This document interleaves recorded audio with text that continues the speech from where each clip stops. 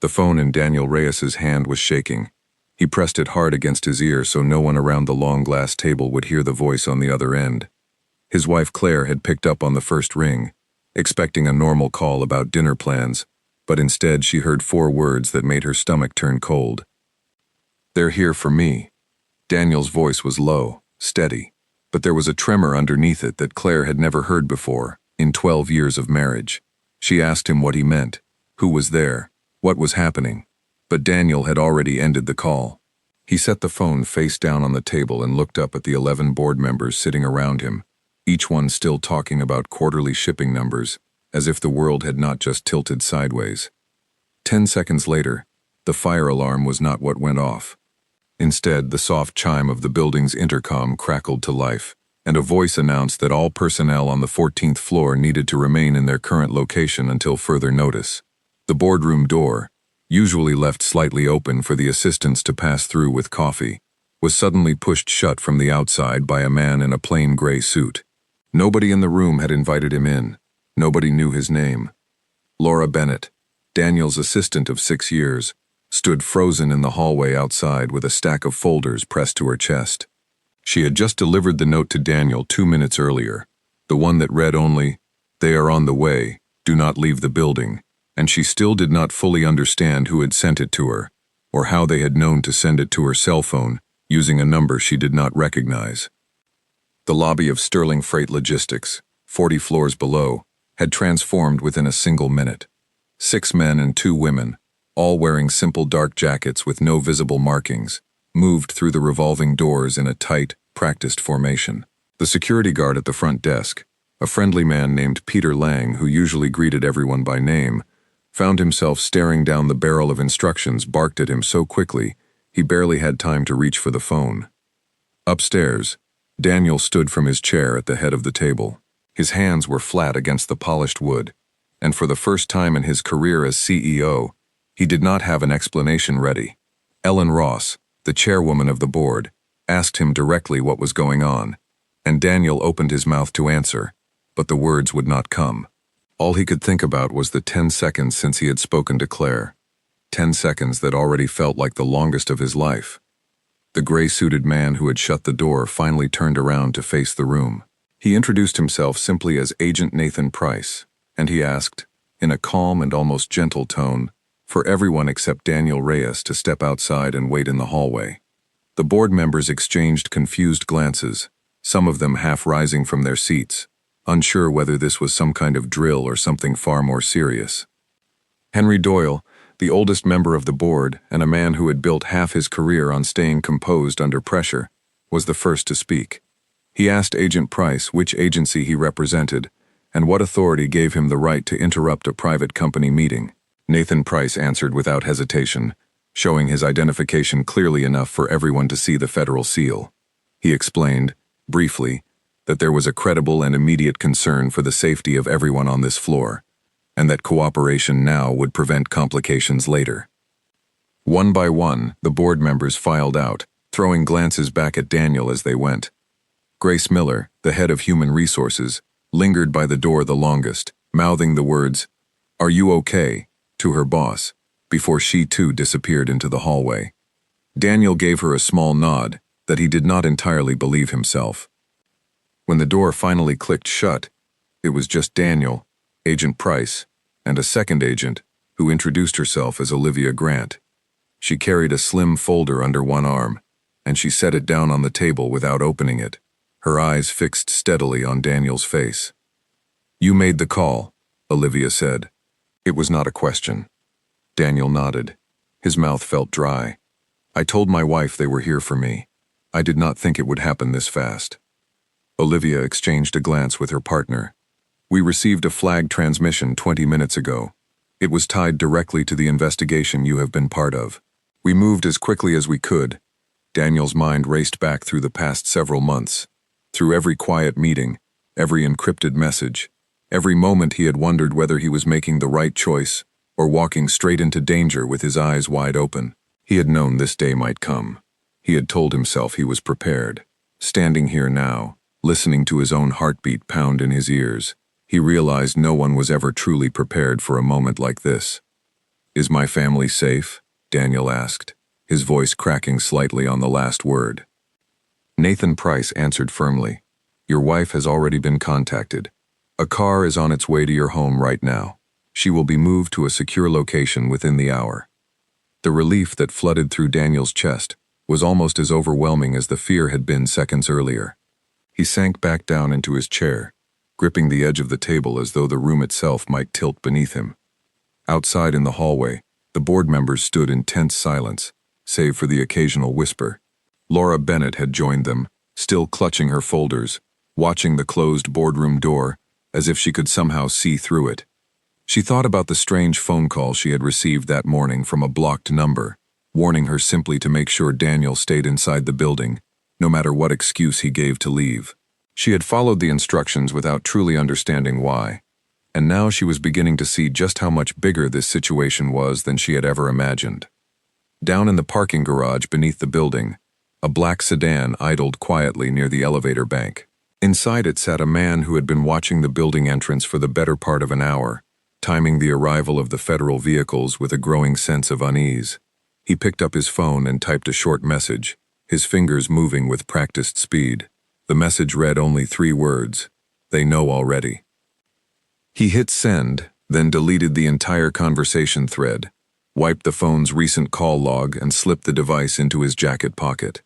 He started the engine, but before he could pull out of the parking spot, a second black vehicle rolled quietly across the garage entrance, blocking his path completely. 2 more agents stepped out, their expressions calm but unmistakably serious. Back on the 14th floor, Daniel finally allowed himself to exhale. Agent Grant slid the folder across the table toward him and opened it, revealing a series of photographs, shipping manifests, and transcripts that Daniel recognized immediately. It was everything he had helped uncover, everything he had risked his career and his safety to bring into the light. "We need you to walk us through it one more time," Olivia said gently. "From the beginning, everything you found, and everyone who might have known you were looking."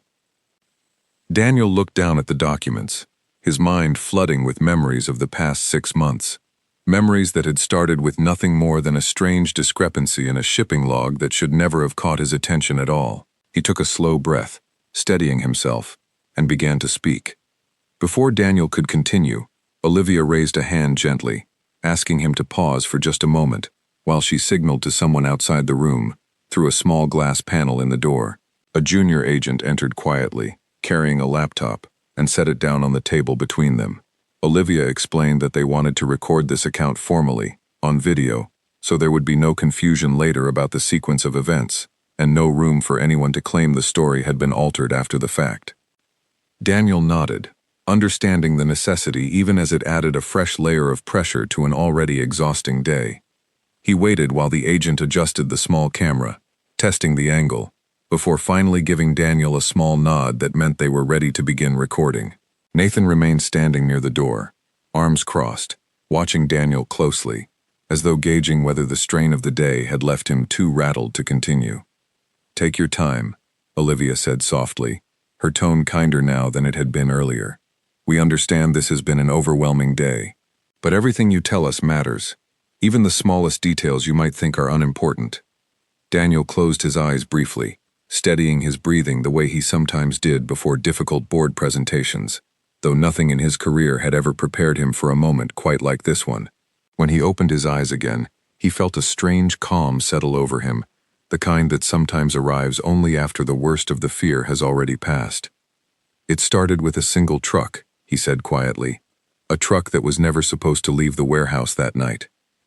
6 months earlier, Daniel Reyes had been sitting at his desk on a quiet Thursday evening, long after most of the staff had gone home, scrolling through routine shipping reports that he rarely looked at personally. As the CEO of Sterling Freight Logistics, his days were usually filled with strategy meetings, investor calls, and long negotiations with retail partners. The small details of individual truck routes were normally left to the operations team, but that night, something about a single line item caught his eye. A truck listed as scheduled for maintenance had somehow logged a full delivery route the same evening, complete with mileage and fuel costs.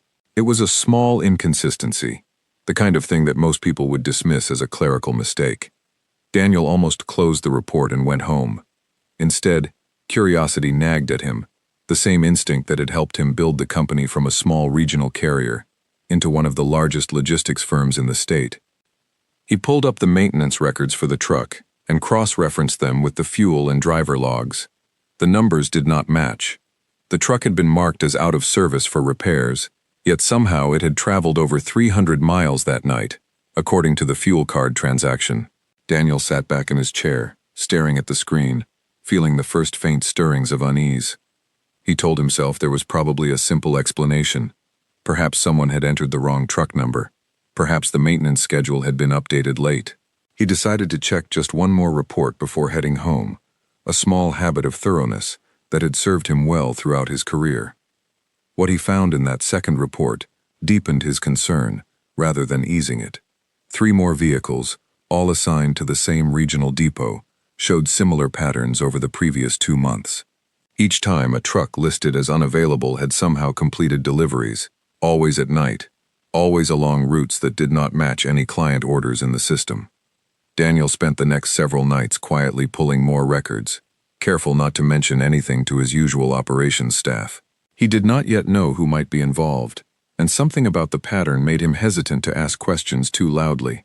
He began cross-referencing depot access logs, driver shift schedules, and fuel purchase histories, slowly piecing together a picture that troubled him more with each new document he uncovered. The depot in question was managed under the regional division overseen by Martin Cole, a sharp and ambitious executive who had joined the company nearly 8 years earlier. Martin had always been well-liked among the staff, known for his quick decision-making and his ability to charm even the most difficult clients. Daniel had personally promoted him twice, and had, until recently, considered him one of the most trustworthy people in the entire organization. The thought that Martin might somehow be connected to what Daniel was uncovering felt almost impossible to accept. Still, the data did not lie. Whoever was responsible for authorizing these mysterious late-night routes had access to systems that only a handful of senior staff could reach, and Martin's division controlled every one of the vehicles involved. Daniel decided not to confront anyone directly, at least not yet. Instead, he began quietly gathering more information, working late into the night, after his usual staff had gone home, careful to leave no trace of his search in the shared company servers. He printed physical copies of the most important documents and kept them locked in a small safe at his home, away from prying eyes. One evening, while reviewing security footage from the depot's loading bay, Daniel noticed something that made his blood run cold. The footage showed 2 men loading unmarked crates into one of the supposedly out-of-service trucks, crates that did not match any of the standard packaging used for the company's regular freight. The men worked quickly and quietly, glancing over their shoulders more than once, clearly aware that they were not supposed to be seen. Daniel paused the footage and zoomed in as far as the resolution would allow. He did not recognize either man immediately, but something about the way they moved, practiced and confident, told him this was not the first time they had done this. He saved a copy of the footage onto a private drive and closed his laptop, his hands trembling slightly as he processed what he had just witnessed.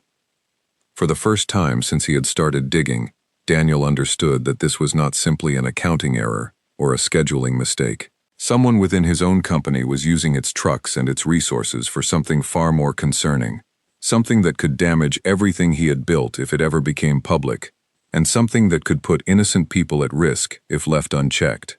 He wrestled for days with what to do next. Reporting the matter immediately to authorities felt like the responsible choice. Yet Daniel worried about the consequences for the company, for the thousands of employees who depended on Sterling Freight for their livelihoods, and for his own reputation if it turned out he had somehow overlooked something happening right under his nose for months.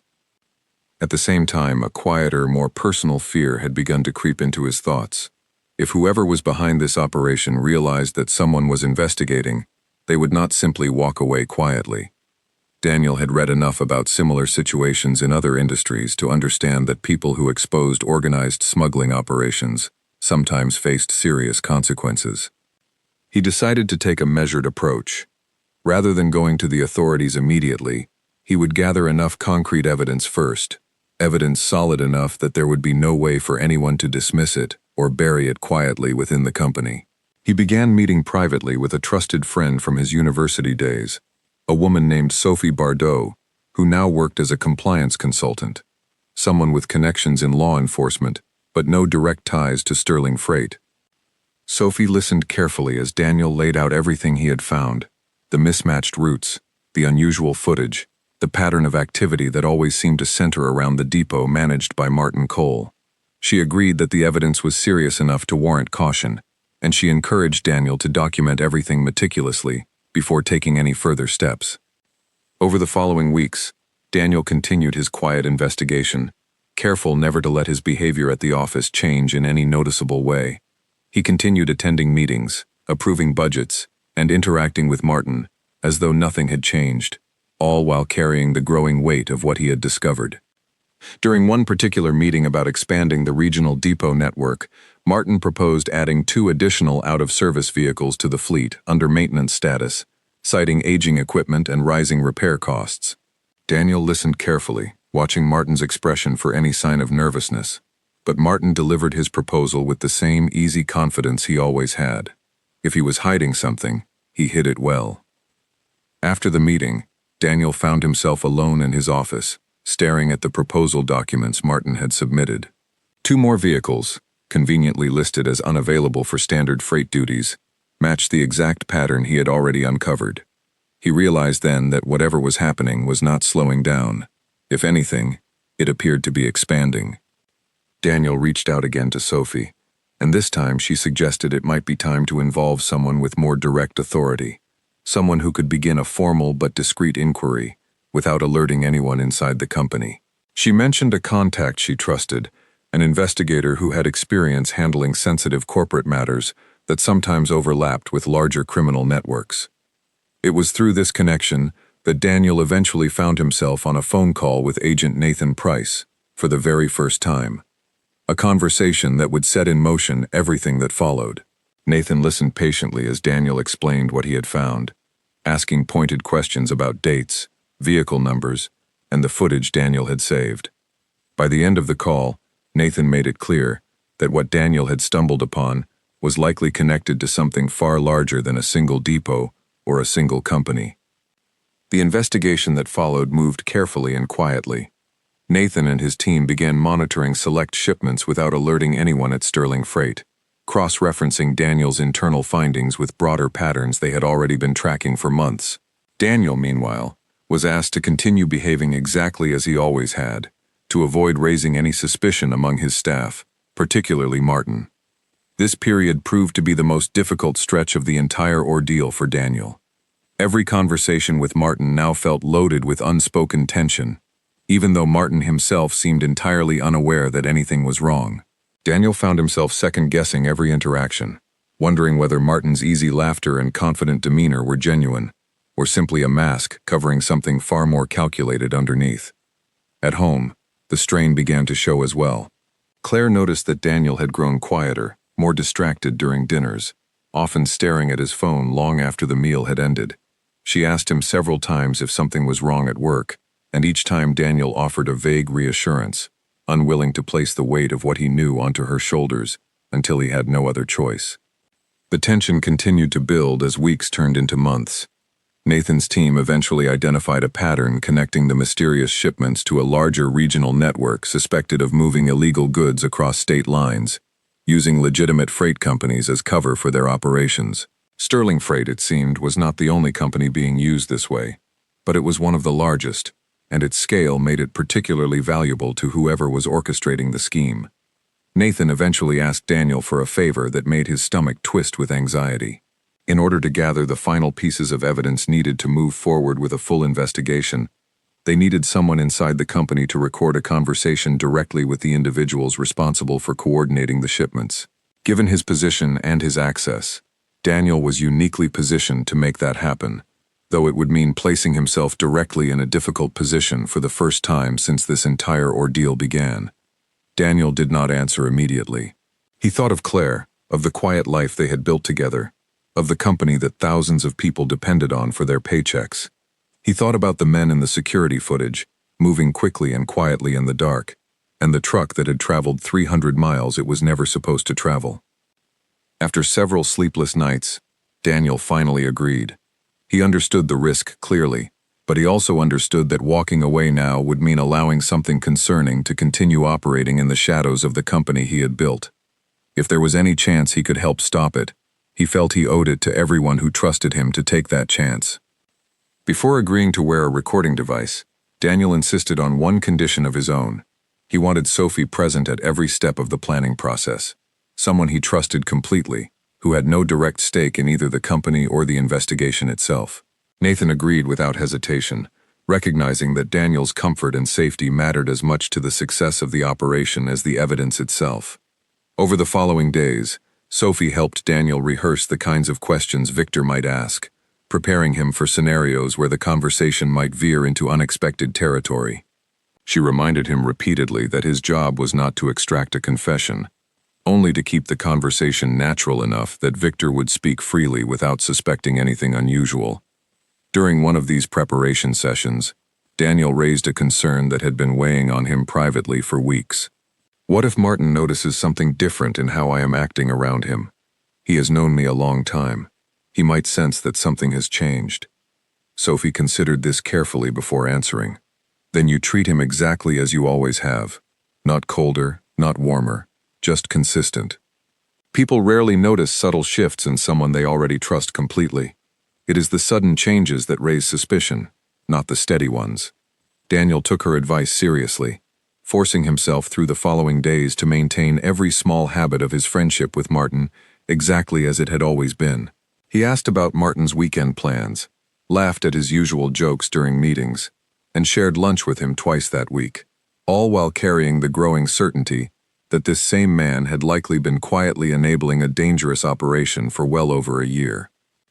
It was during one of these lunches that Martin mentioned, casually and without any apparent significance, that he had recently paid off a substantial personal debt, joking that he finally felt like he could breathe again financially.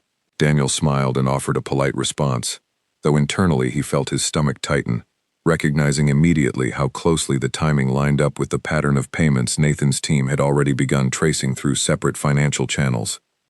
He reported this detail to Nathan later that evening, and it became one of several small pieces that, together, began forming a clearer picture of exactly how deeply Martin was involved, and roughly how much money had likely changed hands to keep the operation running smoothly without detection.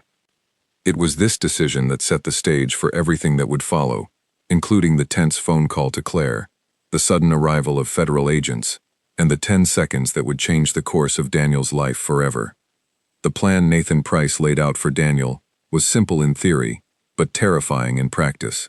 Daniel would need to meet with a man named Victor Simmons, a logistics broker who had been quietly coordinating shipments between several regional carriers, including Sterling Freight. Victor believed the meeting was simply about expanding a private arrangement that had already been running smoothly for months. He had no idea that Daniel now understood exactly what that arrangement involved. 2 days before the meeting, Nathan arrived at Daniel's home late in the evening, carrying a small case that contained the recording equipment Daniel would need to wear. Claire sat beside Daniel on the living room couch, her hand gripping his tightly as Nathan explained how the device worked, where it would be hidden, and what to do if anything felt wrong during the conversation.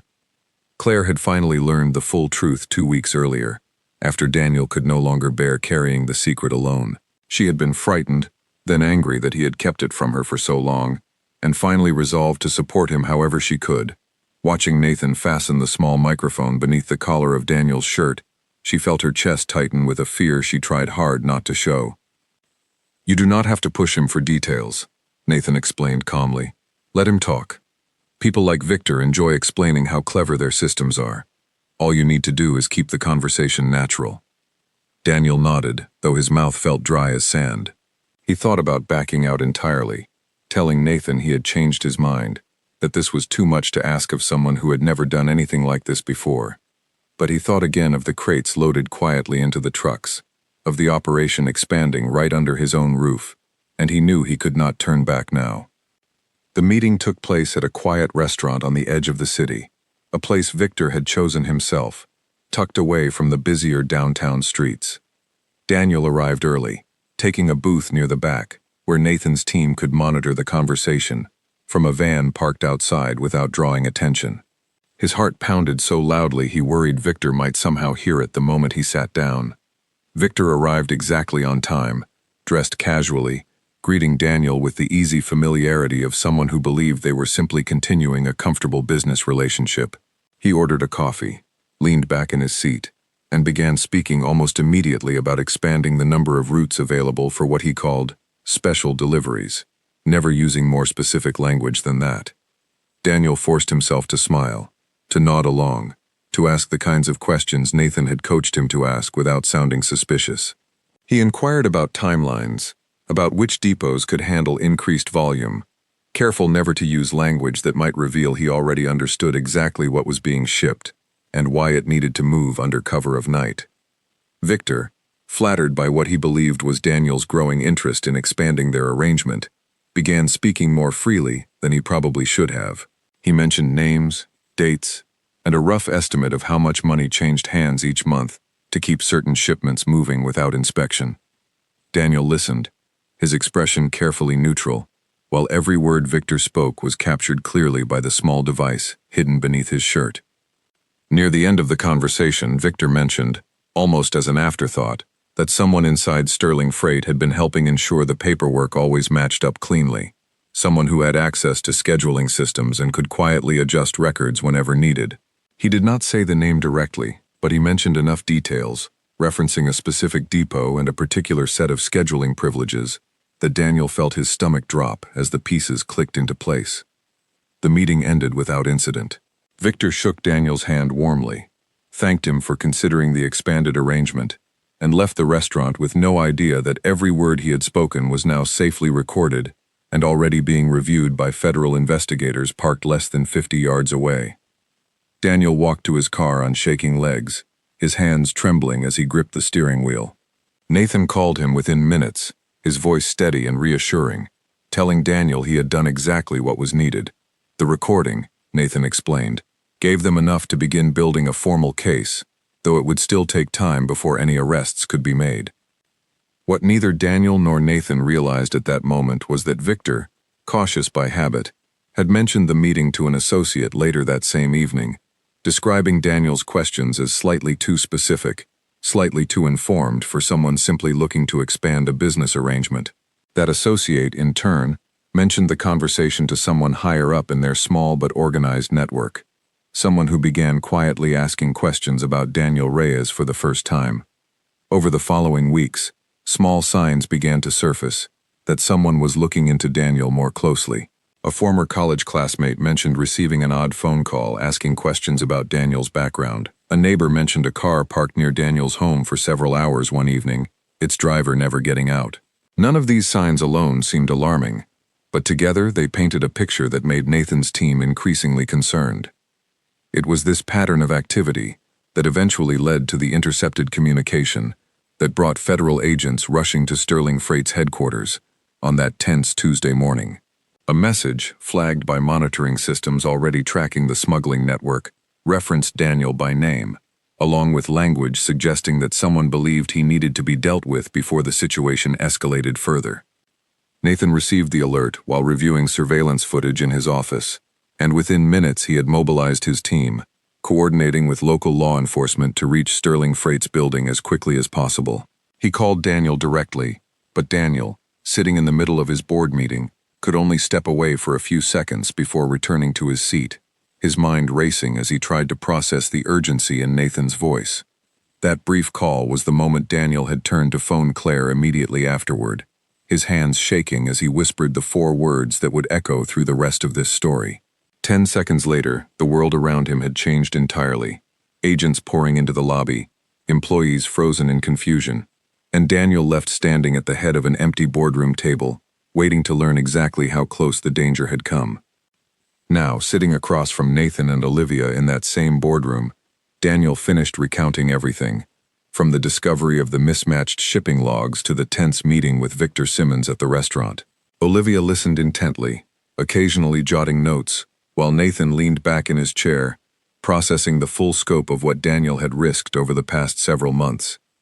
"You did exactly what we needed," Olivia said finally.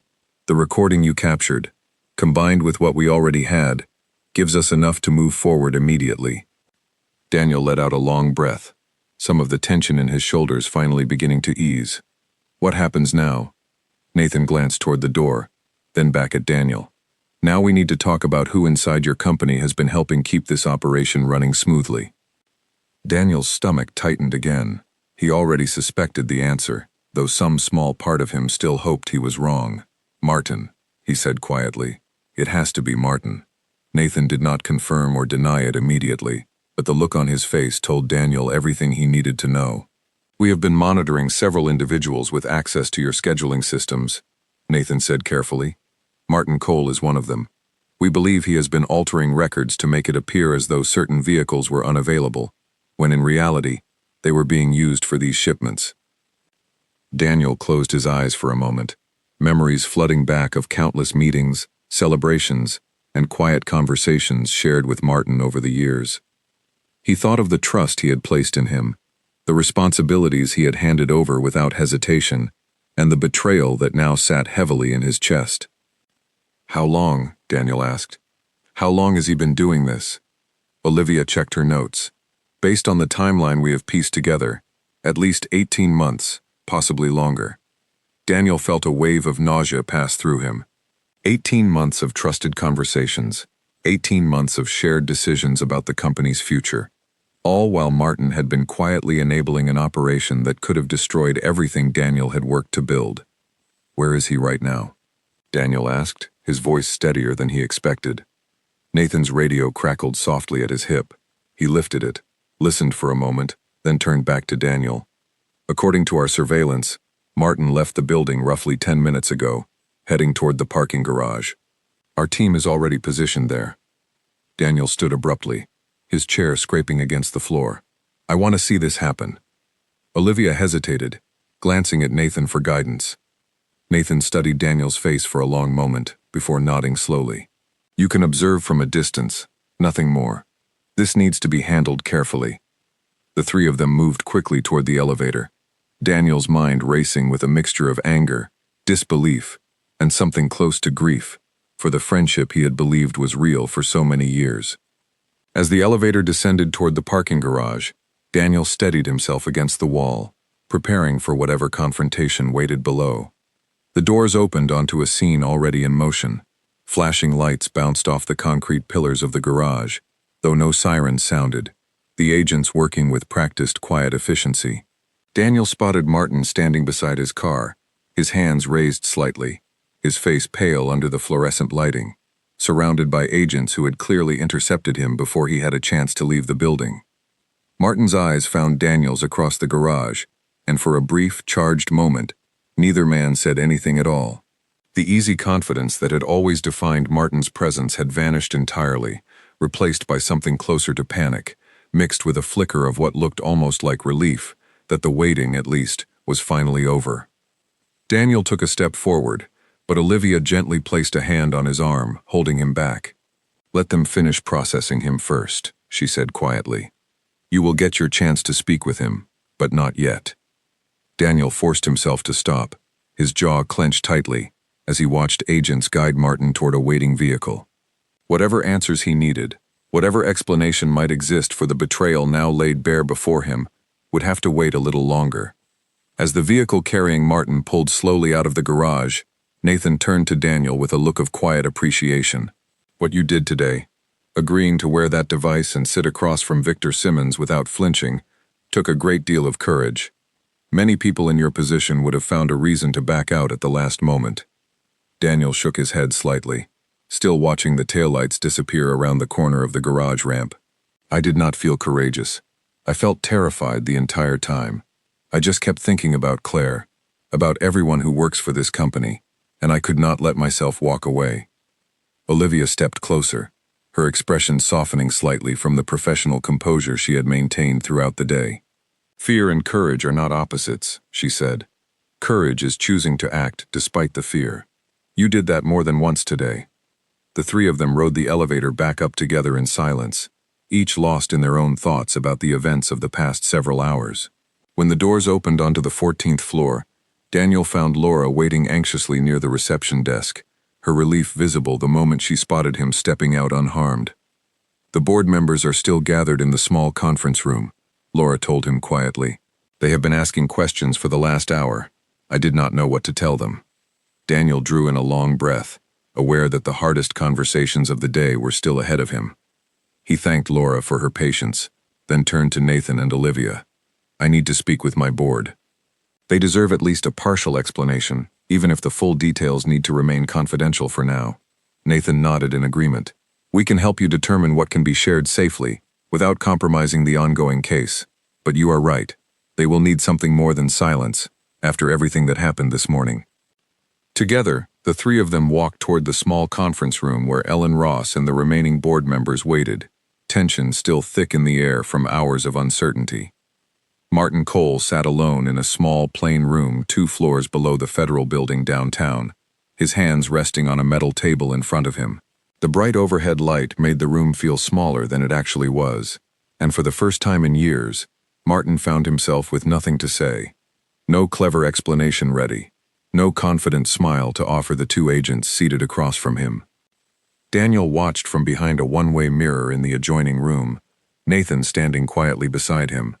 Olivia sat inside with Martin, her expression calm but firm, as she laid out, piece by piece, everything the investigation had already uncovered. Martin's composure, so carefully maintained for years, began to crack within minutes. "We already have the recordings," Olivia said evenly.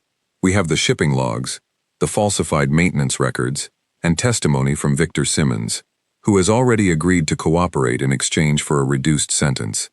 The only thing left to decide is how much you want to help yourself right now." Martin's hands tightened into fists on the table, though his shoulders slumped forward, the fight visibly draining out of him. He was quiet for a long moment before finally speaking, his voice much smaller than the confident tone Daniel had grown so used to hearing in boardroom meetings over the years. "It started small," Martin said quietly. 2 years ago I got into some trouble, money problems, gambling debts I could not get out from under. Victor approached me through a mutual contact, offered a simple arrangement, adjust a few schedules here and there, look the other way on a few shipments, and my debts would disappear. Daniel, listening from behind the glass, felt his chest tighten painfully. He had known Martin's easy lifestyle, his frequent trips, his confident spending, but he had never once suspected the truth hiding beneath it. "I told myself it would only be temporary," Martin continued, "just enough to get back on my feet.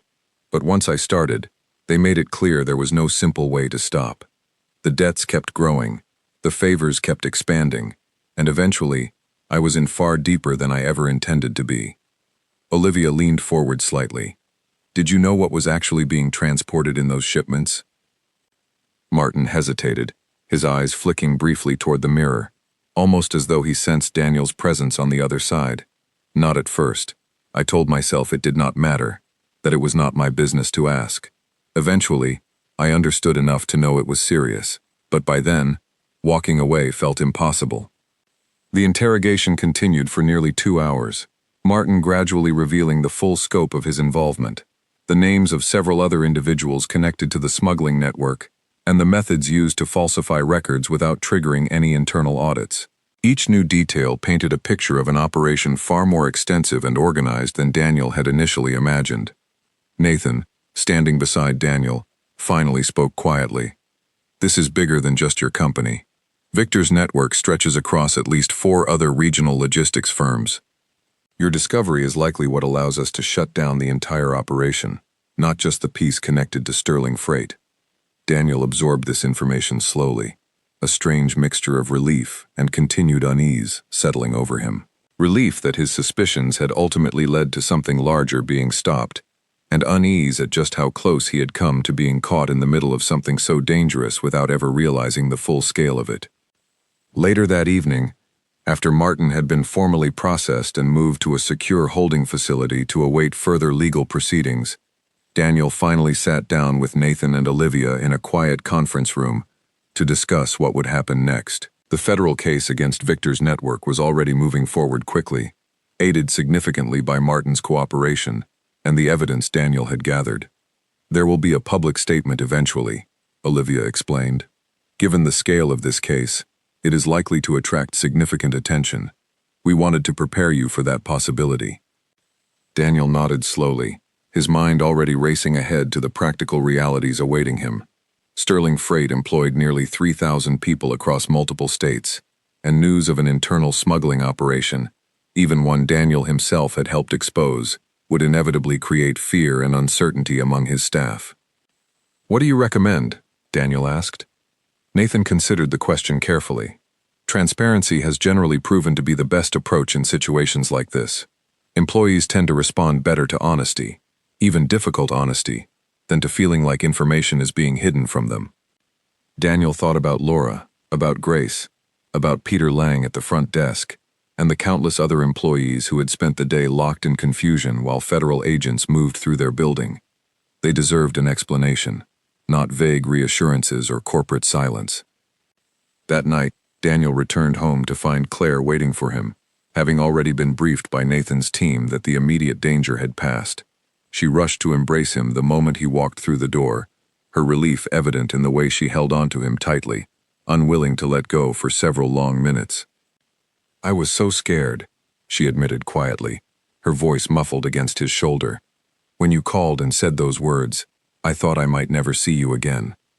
Daniel held her close, feeling the weight of the past 6 months finally beginning to lift, even as new challenges loomed ahead. "I am sorry I could not tell you everything sooner," he said softly. "I did not want you carrying this fear longer than necessary." Claire pulled back slightly, studying his face. "I understand why you did what you did, but please, from now on, we face things like this together. No more secrets, even if you think you are protecting me." Daniel nodded, making a quiet promise to himself that he intended to keep. The following days would bring difficult conversations, public scrutiny, and the delicate task of rebuilding trust within his company. But for the first time in months, he felt as though he could finally breathe without the constant weight of hidden danger pressing down on his chest. The next morning, Daniel arrived at Sterling Freight earlier than usual, finding Laura already at her desk, her expression a mixture of exhaustion and relief when she saw him walk through the door unharmed. She rose quickly from her chair, uncertain whether to ask questions or simply express how worried she had been. "I am all right," Daniel said gently, offering her a small, tired smile. "Thank you for everything you did yesterday. I know it must have been confusing and frightening, but your quick actions mattered more than you realize." Laura nodded, her eyes glistening slightly. "I did not understand what was happening, but I knew I had to trust the instructions I was given. I am just glad you are safe." Daniel spent the rest of the morning meeting individually with key members of his leadership team, explaining as much as he could without compromising the ongoing federal investigation. Grace Miller listened carefully, immediately beginning to prepare a plan for how to address employee concerns across all of Sterling Freight's locations. Henry Doyle, though visibly shaken by the news about Martin, expressed firm support for handling the situation with complete transparency. Ellen Ross, the board chairwoman, called an emergency meeting for later that afternoon, gathering the remaining board members to discuss how best to move forward as a company. Daniel walked into that meeting with a clarity he had not felt in months, prepared finally to share the full truth with the people who had trusted him to lead the organization safely through this crisis. He explained everything, from the discovery of the mismatched shipping logs, to the recorded meeting with Victor Simmons, to Martin's ultimate confession just hours earlier. The room remained silent throughout his explanation, the weight of the story settling over each board member as they began to understand just how close their company had come to being unknowingly entangled in something far larger and more dangerous than any of them had imagined. When Daniel finished speaking, Ellen was the first to respond. "You risked everything to protect this company," she said quietly. "Not just its reputation, but the safety of everyone who works here. That takes a kind of courage most people never have to demonstrate in their careers." Daniel accepted her words with a humble nod, though internally he still carried the heavy burden of Martin's betrayal, a wound that would take considerably longer to heal than the immediate crisis itself. Trust, once broken so thoroughly by someone he had considered a close friend, was not something that could simply be rebuilt overnight. Later that same week, Daniel received an unexpected call from a local business reporter who had somehow caught wind of unusual activity at Sterling Freight's headquarters. The reporter, polite but persistent, asked whether Daniel would be willing to comment on rumors circulating about federal agents visiting the building. Daniel, still under strict guidance from Nathan's team about what could be shared publicly, chose his words carefully. "There has been an ongoing matter involving law enforcement," Daniel said calmly, "and I have been cooperating fully. Beyond that, I am not able to share specific details while the investigation remains active. What I can tell you is that Sterling Freight remains committed to operating with complete integrity, and we will share more information as soon as we are able." The reporter pressed for additional details, but Daniel held firm, polite yet unwavering, exactly as Sophie had once coached him during the early stages of the investigation. After ending the call, he immediately notified Nathan, who confirmed that limited public interest was expected but manageable, given that the larger case against Victor's network was still being carefully assembled behind closed doors. Grace Miller, meanwhile, had been working tirelessly to prepare internal communications for employees, drafting careful language that balanced honesty with the practical need to protect sensitive details of the ongoing legal case. She met with Daniel twice that week to review drafts, each version growing clearer and more direct as they worked through exactly how much information employees needed in order to feel secure, without compromising the investigation itself. "People can handle difficult truths," Grace told Daniel during one of these meetings. "What they cannot handle well is silence, because silence makes people assume the worst. Give them enough truth to trust you, and they will fill in the rest with patience rather than fear."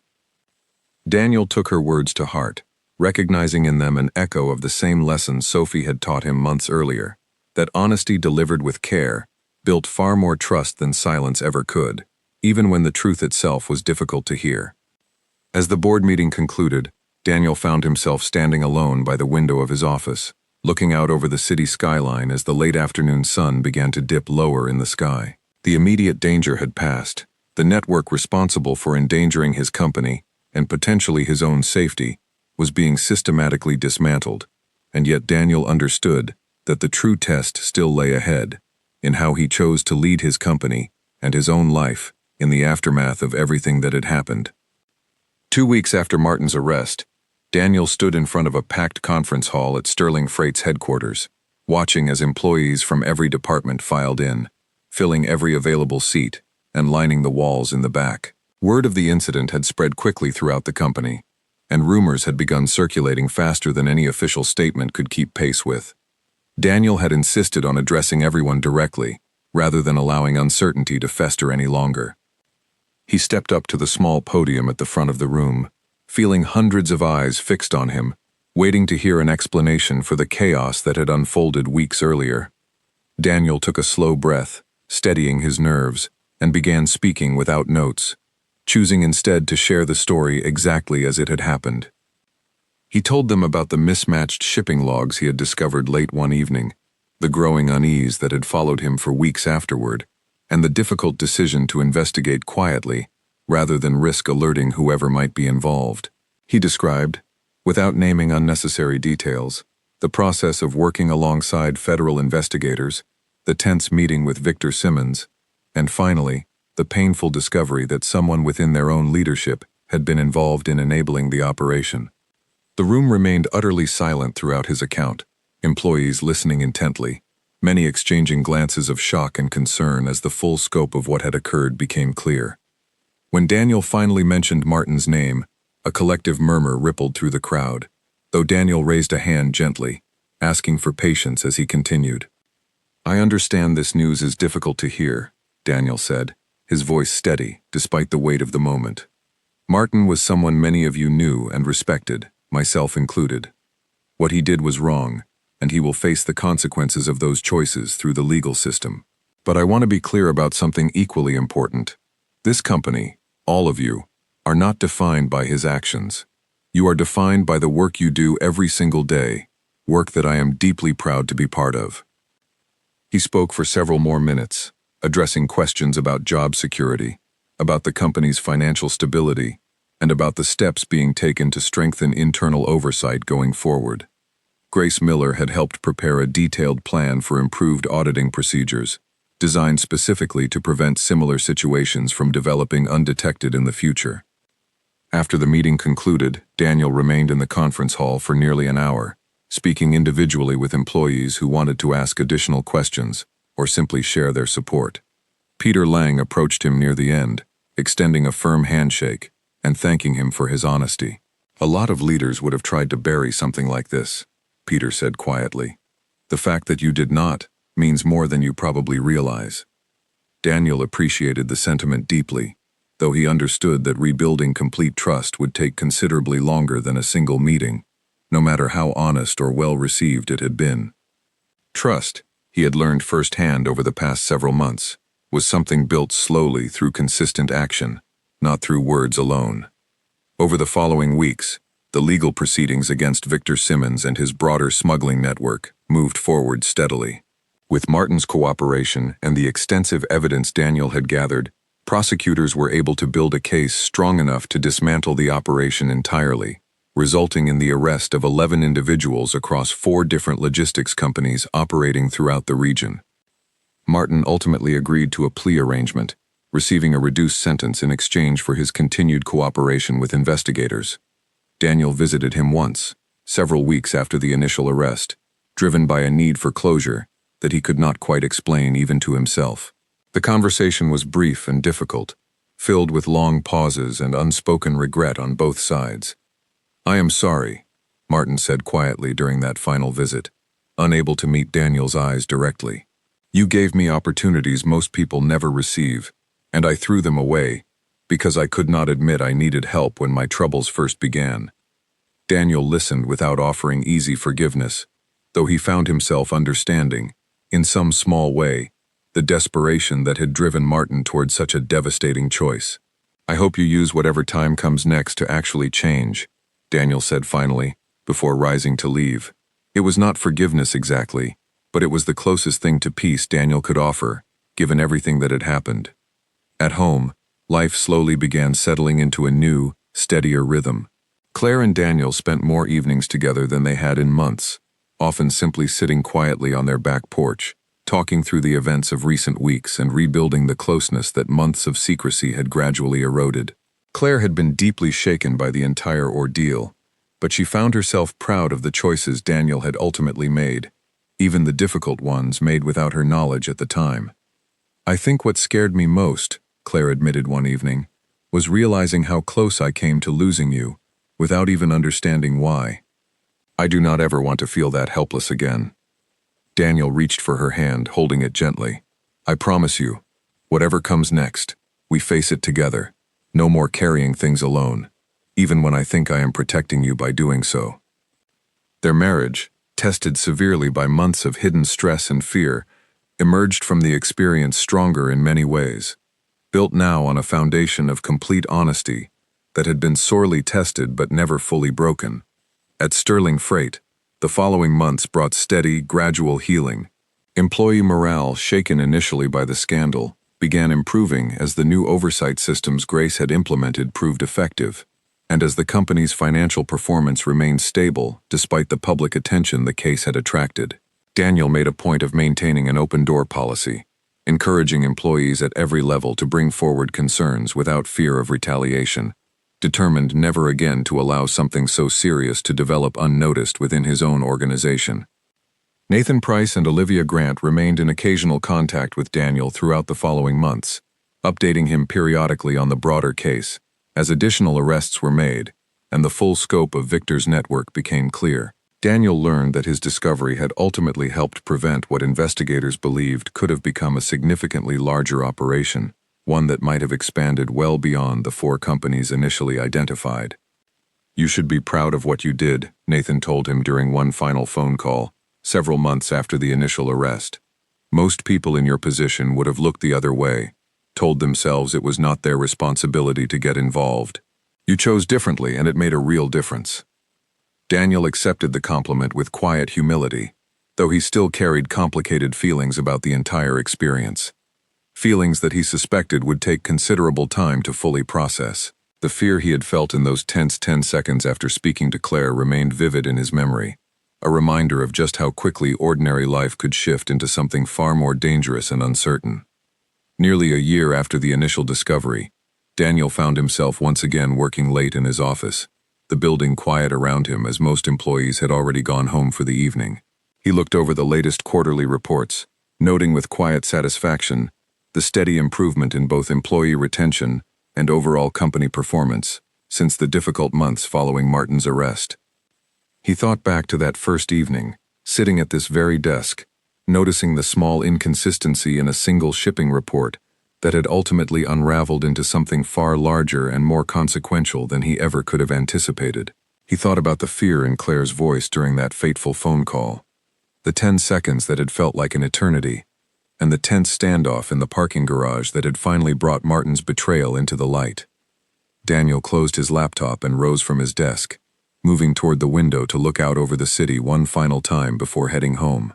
The lights of the city sparkled below him, ordinary and peaceful, a stark contrast to the danger and uncertainty that had once threatened to consume everything he had built. He gathered his things slowly, turned off the office lights, and walked toward the elevator, feeling for the first time in nearly a year a genuine sense of calm settle over him. The company had survived, his marriage had grown stronger through the trial it had endured, and the dangerous network that had once threatened his safety had been fully dismantled, thanks in large part to his own quiet courage. A few weeks after that quiet evening in his office, Daniel received an invitation to speak at a regional business conference about the importance of ethical leadership during moments of crisis. He hesitated at first, uncertain whether he was ready to speak publicly about an experience still so personal and difficult. But Claire encouraged him gently, reminding him that his story might genuinely help other business leaders facing similar difficult choices. Standing before an audience of several hundred professionals a few months later, Daniel shared a careful version of his story, one that respected the boundaries of the ongoing legal proceedings while still conveying the core lessons he had learned. He spoke about the importance of trusting instincts when something felt wrong, about the value of seeking help rather than facing difficult situations alone, and about the necessity of transparency even when the truth felt uncomfortable to share. After his talk concluded, a young woman approached him during the reception that followed, introducing herself as an operations manager at a mid-sized shipping company, similar in size to Sterling Freight. She admitted quietly that she had recently noticed some troubling inconsistencies in her own company's records, inconsistencies she had been too afraid to report for fear of the consequences. Daniel listened carefully, then offered her the same advice Sophie had once given him, encouraging her to document everything carefully, seek a trusted advisor outside her immediate workplace, and never assume that staying silent was the safer choice, simply because it felt easier in the moment. He gave her Sophie's contact information, along with his own, offering whatever support he could provide as she navigated the difficult path ahead. Driving home that evening, Daniel reflected on how strange it felt to have his greatest fear transformed into something that could genuinely help someone else facing similar uncertainty. The 10 seconds that had once represented the most terrifying moment of his life had slowly become, over time, the beginning of a story about resilience, honesty, and the quiet courage required to do what felt right, even when the outcome remained uncertain. As Daniel stepped into his car and began the familiar drive home, he allowed himself, finally, to simply breathe easy, knowing that whatever challenges the future might bring, he had already faced one of the most difficult tests of his life, and emerged from it with his integrity, his family, and his company intact.